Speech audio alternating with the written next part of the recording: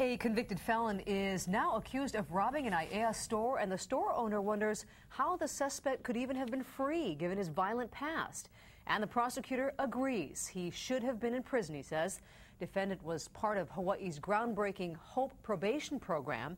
KITV4's Daryl HUFF has been investigating. And Daryl, is this an example of a problem with the HOPE program? Well, Laura, the prosecutor says it is. He says this is about a defendant who should have been in jail instead of free to commit robbery. But the judge who founded the program says for most defendants, it works well. He motioned, and he was like he was going to get out the gun, put his hand around it. So, okay, I better do as he says. Chester Tyau owns a small internet cafe and sundry store. In a robbery caught on the store's security camera, prosecutors say 34-year-old Solomon Kalani threatened to use a gun and emptied the cash register. I didn't want to see what happened if I didn't give the money, so I just gave the money on fright. That's what it is. The big question is whether Solomon Kalani should have been free the day this store was robbed. He was on a system called HOPE probation, but some wonder whether he was too dangerous to be on that program and whether he was given too many chances. Because this guy has a dangerously violent past, and I mean seriously violent. Kalani's past included theft and assault convictions and an attempted murder charge pleaded down to attempted assault for which he did 10 years.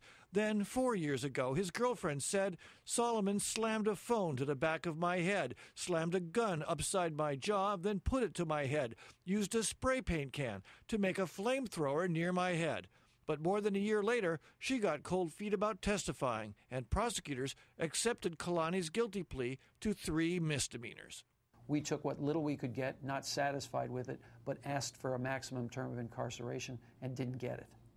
Judge Richard Pollack gave Kalani credit for time he'd served and placed him on 2 years of HOPE probation, during which Kalani continued a pattern he'd shown while on bail.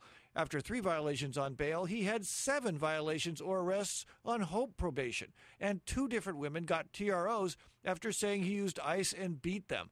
Prosecutors asked several times for Kalani to be incarcerated, but Judge Pollack instead gave short jail terms for each violation. That's the HOPE method.